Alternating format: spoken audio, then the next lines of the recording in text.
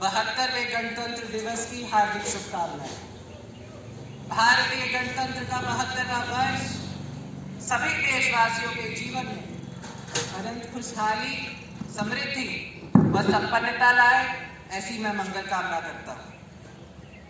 आज 26 जनवरी का ये दिन, जब पूरा देश देशभक्ति के रंग में रंगा हुआ है, देश की तीनों सेनाएं, आंतरिक सशस्त्र सैनिक बल दिल्ली के राजपथ पर अपनी वीरता व क्षमता का अद्भुत नजारा पूरी दुनिया को दिखा रहे हैं। हम जो आज ये पर्व मना रहे हैं, इसमें हमारे देश के जवानों का अहम योगदान है।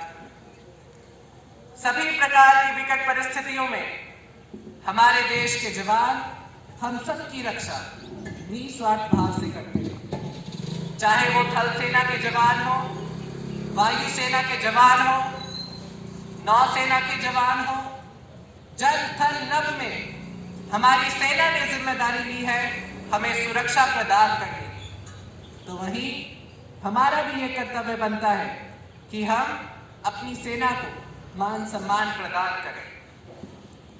आज गणतंत्र दिवस के मौके पर मैं सभी वीर शहीदों को अपने श्रद्धा सुमन अर्पित करता हूं, जिन्होंने इस देश की रक्षा के लिए, तिरंगे झंडे के गौरव के लिए अपने प्राणों की आहुति दी। साथियों, भारत विश्व की सबसे पुरानी सभ्यताओं में से एक है। एक कहावत है, यूनान ओ मिस्र ओ रोमा, सब मिट गए जहान से, कुछ तो बात है कि हस्ती मिटती ही नहीं हमारी। Greece, Egypt and Rome have all disappeared from the face of earth.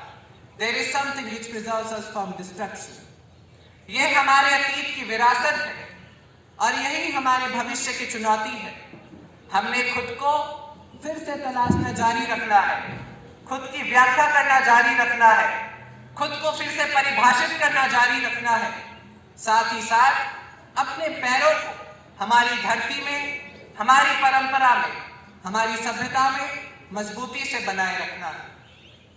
साथियों, हमें स्वयं को आज के दिन एक शांतिपूर्ण किंतु एक ऐसे सपने को साकार करने के प्रति पुनः समर्पित करना होगा जिसने हमारे स्वतंत्रता संग्राम के अनेक नेताओं और सैनिकों को अपने देश में एक वर्गहीन, सहकारी, मुक्त और प्रसन्नचित्त समाज की स्थापना के सपने को साकार करने की प्रेरणा दी। हमें इस दिन ये याद रखना चाहिए कि आज का दिन आनंद मनाने की तुलना में समर्पण का दिन है। श्रमिकों और कामगारों, परिश्रमियों और विचारकों को पूरी तरह से स्वतंत्र, प्रसन्न और सांस्कृतिक बनाने के भव्य कार्य के प्रति समर्पण का दिन है। हमारे गणराज्य का उद्देश्य है इसके नागरिकों के लिए न्याय, स्वतंत्रता और समता प्राप्त करना। इस विशाल देश की सीमाओं में निवास करने वाले लोगों में भ्रातृभाव को बढ़ाना, जो विभिन्न धर्मों को मानते हैं, अनेकों भाषाएं बोलते हैं और अपने विभिन्न रीति रिवाजों का पालन करते हैं। इस लक्ष्य को प्राप्त करने के लिए आवश्यक है कि हम उस स्वतंत्रता को सुरक्षित रखें जो आज हमें प्राप्त है, लेकिन राजनीतिक स्वतंत्रता के समान ही आर्थिक और सामाजिक स्वतंत्रता भी समय की मांग है। वर्तमान हमसे अतीत की अपेक्षा में और ज्यादा निष्ठा और बलिदान मांग रहा है। साथियों, हमारा संविधान कहता है गरीबों को न्याय मिले, जन जन को आगे बढ़ने का मौका मिले, देश में रह रहे सभी वर्गों के लोगों को आगे बढ़ने का मौका मिले। हमारे देश के बुजुर्ग, दिव्यांग, महिलाएं, पिछड़े, शोषित, आदिवासी को आगे बढ़ने का मौका मिले। हम चाहते हैं कि दुनिया में भारत की साख और धमक, हम जहां आज हैं कल उससे भी आगे बढ़ना चाहते हैं। रुकना और झुकना हमारे स्वभाव में नहीं है। ये देश ना रुकेगा, ना झुकेगा और ना ही थकेगा। हम भविष्य देख करके अटकना नहीं चाहते। गुजरात में एक कहावत है, निशान चूक माफ, लेकिन माफ नहीं नीच निशान। लक्ष्य बड़े होने चाहिए, उसके लिए मेहनत करनी पड़ती है, जवाब देना पड़ता है, लेकिन यदि लक्ष्य बड़े नहीं होंगे तो फैसले भी नहीं होते। भारत वह राष्ट्र है जो विश्व इतिहास में एक ऐसे स्थान पर है जहां बहुत कम देश पहुंच पाते हैं।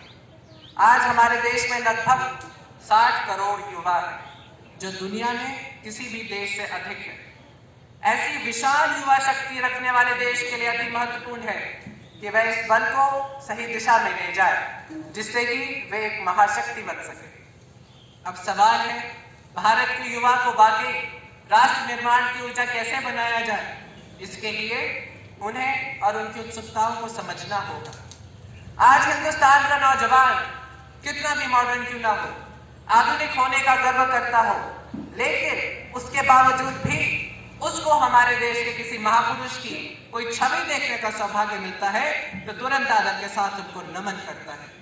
यही तो इस देश की सही शक्ति है, यही तो इस देश की ताकत है, और हम इस शक्ति को, इस भक्ति को प्रेरित करना चाहते हैं। मैं आप लोगों से पूछना चाहता हूं, थोड़ा जोर से जवाब देना सारा, क्या हम लोगों के रहते हुए हमारे महापुरुषों के सपने अधूरे रहने चाहिए? जोर से बोलिए, क्या हम लोगों के रहते हुए हमारे महापुरुषों के सपने अधूरे रहने चाहिए? अगर ये हमारी युवा शक्ति है तो इस शक्ति के सहारे भारत को बदलने के लिए सब कुछ है। साथियों, स्वामी विवेकानंद जी कहा करते थे, तुम में पागलपन होना चाहिए, तुम्हें कुछ नहीं दिखना चाहिए सिवाय तुम्हारे ध्येय के, तुम्हारा समर्पण कहीं और होना नहीं चाहिए। एकमात्र लक्ष्य की ओर अपना समर्पण रहेगा। अगर तुम्हारा फोकस ठीक रहेगा और उसके पीछे जी जान से जुट जाओगे तो जीवन में तुम भी सफल हो सकते हो। यह स्वामी विवेकानंद जी कहा करते थे। साथियों, क्या हम भी अपने सपनों को पूरा करने के लिए अपने महापुरुषों के सपनों पर विश्वास करके अपने जीवन को, अपने लक्ष्य की, अपने देश की आवश्यकताओं की पूर्ति के लिए आहूत नहीं कर सकते? अगर हम सब मिलकर भारत को एक महाशक्ति बनाने का संकल्प लेकर के निकले और करोड़ों देशवासी अब देश हित के लिए अपने सपनों को आहूत कर दे, तो दुनिया में किसी की ताकत नहीं है कि हिंदुस्तान को दुनिया की सबसे बड़ी महाशक्ति बनने से रोक सके। साथियों, छोटी छोटी चीजों में फंसे लोग दुनिया में कुछ नहीं कर सकते। बहुत ही ऊंचे लक्ष्य रख करके चलने वाले लोग दुनिया में कुछ करके जाते हैं, दुनिया में बदलाव ला करके रहते हैं और दुनिया में परिवर्तन अपनी आंखों के सामने देख सकते हैं। ऐसे ही युवा समाज और राष्ट्र के लिए कुछ करना चाहते हैं, लेकिन उन्हें ऐसा करने के लिए अवसर बहुत कम मौजूद होते हैं। साथियों, जब कोरोना महामारी ने एक बहुत बड़े स्तर पर पूरी दुनिया में उत्पात मचाया तो देशवासियों के और दुनिया के हर एक व्यक्ति के मन में घोर निराशा थी कि न जाने आने वाला पल कैसा होगा। हमारे कई अपने भी इस महामारी के संकट काल के दौरान जीवन के बाद की अनंत यात्रा पर चले। साथियों, मुश्किलें आती हैं, संकट आते हैं, लेकिन सवाल यही है कि इन आपदाओं की वजह से हमें निराश होकर हाथ पर हाथ धरकर बैठ जाना चाहिए? बिल्कुल नहीं। जीवन में एक चुनौती आए या 50 चुनौतियां आए, नंबर कम ज्यादा होने से जीवन खराब नहीं हो जाता। भारत का इतिहास ही आपदाओं और चुनौतियों पर जीत हासिल कर और ज्यादा निखर कर निकलने का रहा है। सैकड़ों वर्षों तक अलग अलग आक्रांताओं ने भारत पर हमला किया, उसे संकटों में डाला। लोगों को लगता था कि भारत की संरचना ही नष्ट हो जाएगी, भारत की संस्कृति ही समाप्त हो जाएगी, लेकिन इन संकटों से भारत और भी भव्य होकर के हम सबके सामने आया। साथियों, हमारे यहाँ कहा जाता है, सृजन शाश्वत है, सृजन निरंतर है। और मुझे एक गीत की कुछ पंक्तियां याद आ रही है। ये कल कल छल छल बहती, क्या कहती गंगा धारा, युग युग से बहता आया ये पुण्य प्रवाह हमारा। उसी गीत में आगे है, क्या उसको रोक सकेंगे, मिटने वाले मिट जाए, कंकड़ पत्थर की हस्ती क्या बाधा बनकर आए। भारत में भी जहां एक तरफ बड़े बड़े संकट आते गए, वहीं सभी बाधाओं को दूर करते हुए अनेकों अनेक सृजन हुए, नए साहित्य रचे गए, नए अनुसंधान हुए, नए सिद्धांत गढ़े गए। यानी संकट के दौरान भी हर क्षेत्र में सृजन की प्रक्रिया जारी रही और हमारी संस्कृति पुष्पित पल्लवित होती रही, देश आगे बढ़ता ही रहा। भारत ने हमेशा संकटों को सफलता की सीढ़ियों में परिवर्तित किया है। इसी भावना के साथ हमें चाहे आज का संकट हो या भविष्य का कोई संकट हो, हमें आगे बढ़ते रहना ही होगा। आप भी इस विचार से आगे बढ़ेंगे तो ये साल निश्चित रूप से देश के लिए नए कीर्तिमान बनाने वाला साबित होगा। इसी साल में देश नए लक्ष्य प्राप्त करेगा, नई उड़ान भरेगा, नई ऊंचाइयों को छुएगा। और मुझे पूरा विश्वास है 130 करोड़ देशवासियों की शक्ति पर, आप सब पर मुझे विश्वास है, देश की महान परंपरा पर मुझे विश्वास है। साथियों, संकट चाहे कितना भी बड़ा हो, भारत के संस्कार निस्वार्थ भाव से सेवा की प्रेरणा देते हैं। भारत ने जिस तरह मुश्किल समय में दुनिया की मदद की, उसने आज शांति और विकास में भारत की भूमिका को और ज्यादा मजबूत किया है। दुनिया ने इस दौरान भारत की विश्व बंधुत्व की भावना को भी महसूस किया है और इसके साथ ही दुनिया ने अपनी संप्रभुता और सीमाओं की रक्षा के लिए भारत की ताकत और कमिटमेंट को भी देखा है। साथियों, कोई भी मिशन पीपल्स पार्टिसिपेशन यानी कि जन भागीदारी के बिना पूरा नहीं हो सकता, सफल नहीं हो सकता। इसलिए आत्मनिर्भर भारत की दिशा में एक नागरिक के रूप में हम सबका संकल्प, समर्पण और सहयोग बहुत जरूरी है। अनिवार्य है। आप लोकल खरीदेंगे, लोकल के लिए वोकल होंगे तो समझिए आप देश को मजबूत करने में अपनी भूमिका निभा रहे हैं। ये भी एक तरह से देश की सेवा ही है। आप किसी भी प्रोफेशन में हो, हर एक जगह देश सेवा का बहुत स्कोप होता है। देश की आवश्यकता को समझते हुए जो भी कार्य करते हैं वो देश की सेवा ही है। आपकी यही सेवा देश को मजबूती देती है और हमें ये भी याद रखना होगा, हमारा देश जितना मजबूत होगा, दुनिया में शांति की संभावनाएं भी उतनी ज्यादा मजबूत होंगी। हमारे यहाँ कहा जाता है, विद्या विवादाय धनम मदाय शक्ति परेशान परिपीड़नाय खलस्य साधु विपरीतम एतद् ज्ञानाय दानाय च रक्षणाय। अर्थात अगर स्वभाव से दुष्ट है तो व्यक्ति विद्या का प्रयोग विवाद में, धन का प्रयोग घमंड में और ताकत का प्रयोग दूसरों को तकलीफ देने में करता है। लेकिन सज्जन की विद्या ज्ञान के लिए, धन मदद के लिए और ताकत रक्षा के लिए इस्तेमाल होती है। भारत ने हमेशा अपनी ताकत इसी भावना के साथ इस्तेमाल की है। भारत का संकल्प है भारत के स्वाभिमान और संप्रभुता की रक्षा। भारत का लक्ष्य है आत्मनिर्भर भारत। भारत की परंपरा है भरोसा, मित्रता। भारत का भाव है बंधुता। हम इन्हीं आदर्शों के साथ आगे बढ़ते रहे। साथियों, जब हम देश को आत्मनिर्भर बनाने का प्रयास कर रहे हैं तो हमें पूरे आत्मविश्वास के साथ आगे बढ़ना है। हर एक क्षेत्र में भारत को आत्मनिर्भर बनाना है। असहयोग आंदोलन के रूप में जो बीज बोया गया था, अब उसे आत्मनिर्भर भारत के वटवृक्ष के रूप में हमें परिवर्तित करना है और ये हम सबका दायित्व है। साथियों, कोरोना वैश्विक महामारी के बीच 130 करोड़ भारतवासियों ने संकल्प लिया, संकल्प आत्मनिर्भर बनने का। और आत्मनिर्भर भारत आज हर हिंदुस्तानी के मन मस्तिष्क में छाया हुआ। आत्मनिर्भर भारत ये सपना संकल्प में परिवर्तित देख रहे हैं।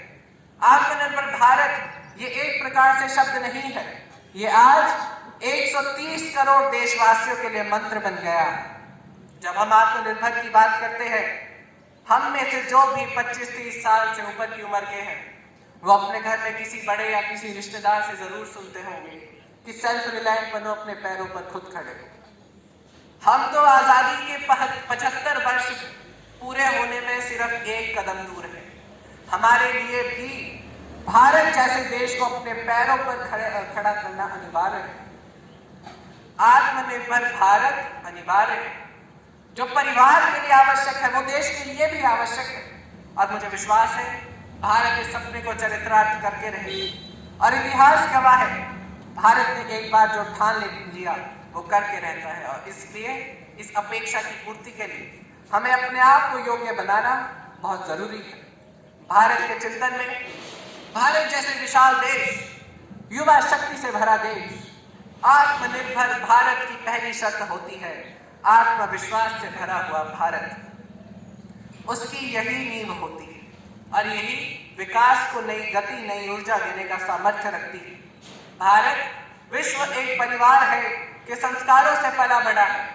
अगर वेद कहते थे वसुधैव कुटुंबकम तो विनोबा जी कहते थे जय जगत। इसलिए हमारे लिए विश्व एक परिवार है। देश को आर्थिक विकास हो लेकिन साथ साथ मानव और मानवता भी केंद्र स्थान होनी चाहिए, इसका महत्व है। साथियों, जब आत्मनिर्भर की बात करते हैं तब हमारा ये जो कौशल्य है, हमारा जो ह्यूमन रिसोर्स का सामर्थ्य है, सब चीजें बाहर से आने लगती है तो उसका वो सामर्थ्य खत्म होने लगता है, पीढ़ी दर पीढ़ी नष्ट हुआ चला जाता है। हमें हमारे सामर्थ्य को बचाना भी है और बढ़ाना भी है।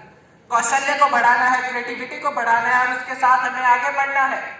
हमें स्किल डेवलपमेंट की दिशा में बल देना है। आत्मनिर्भर भारत के लिए, हमारे सामर्थ्य को बढ़ाने के लिए जब हम आत्मनिर्भर की बात करते हैं तब अनेक आशंकाएं कुछ लोगों के मन में होती हैं। हम सब मानते हैं कि आत्मनिर्भर भारत के लिए बहुत सी चुनौतियां हम सबके सामने हैं और जब विश्व स्पर्धा के मोड में हमारा देश हो तो चुनौतियां बढ़ भी जाती हैं, लेकिन देश के सामने अगर लाखों चुनौतियां हैं तो देश के पास करोड़ों समाधान भी है, देशवासियों की शक्ति भी है। आप देखिए, कोरोना के संकट काल में हमने देखा कि बहुत सी चीजों के लिए हम कठिनाइयों में थे। दुनिया से लाना था, दुनिया दे नहीं पा रही थी। हमारे देश के नौजवानों ने, हमारे देश के उद्यमियों ने, हमारे देश के उद्योग जगत के लोगों ने बीड़ा उठाया। जिस देश में N95 मास्क नहीं बनता था, बनने लगा। जिस देश में PPE किट नहीं बनती थी, बनने लगी। जिस देश में वेंटिलेटर नहीं बनते थे, बनने लगे। देश की आवश्यकताओं की तो पूर्ति हुई, लेकिन दुनिया में एक्सपोर्ट करने की हमारी ताकत बन गई। आत्मनिर्भर भारत दुनिया की कैसे मदद कर सकता है, ये आज हम देख सकते हैं। साथियों, इस दशक में भारत नई नीति और नई रीति के साथ आगे बढ़ेगा। अब होती है चलती है का जमाना गया। हम दुनिया में किसी से कम नहीं, हम सबसे ऊपर रहने का प्रयास करेंगे। आज हमें फिर से संकल्प लेने की जरूरत है। ये संकल्प हमारे महापुरुषों के सपनों को पूरा करने का संकल्प हो। ये संकल्प भारत की नई पीढ़ी, देश के उज्जवल भविष्य के लिए हो। ये संकल्प आत्मनिर्भर भारत के लिए हो। हमें शपथ लेनी होगी, हमें प्रतिज्ञा करनी होगी। हम हर छोटे उद्यमी को, हर मजदूर को, हर किसान को, हर कलाकार को सशक्त करने का पूरा प्रयास करेंगे। हम सब लोकल के लिए वोकल होंगे। हम ज्यादा इनोवेट करेंगे, हम एम्पावर करेंगे हर एक युवा को और हर एक देशवासी को। आज भारत ने असाधारण गति से असंभव को भी संभव किया है। इसी इच्छा शक्ति, इसी लगन, इसी जज्बे के साथ हर भारतीय को आगे बढ़ना है। 21वीं सदी भारत की सदी हो।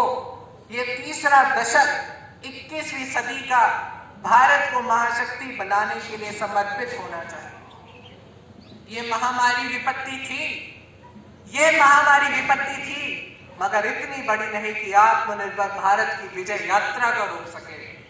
मैं देख सकता हूं एक नए प्रभात की लालिमा, मैं देख सकता हूं एक नए प्रभात की लालिमा, एक नए आत्मविश्वास का उदय, एक नए आत्मनिर्भर भारत का शंखनाद। और इसलिए मैं आप लोगों से ये कहना चाहता हूं, दुनिया का इतिहास पूछता रोम कहां, यूनान कहां। दुनिया का इतिहास पूछता रोम कहां, यूनान कहां। घर घर में शुभ अग्नि जलाता वे उन्नत की राग कहां। घर घर में शुभ अग्नि जलाता वे उन्नत की राग कहां।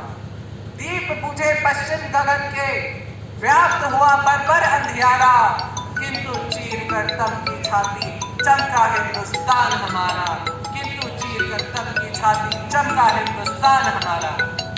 शत शत आघातों को सहकर जीवित हिंदुस्तान हमारा।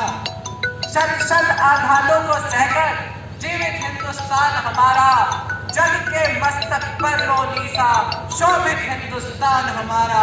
जग के मस्तक पर रोनी सा शोभित हिंदुस्तान हमारा। एक बार फिर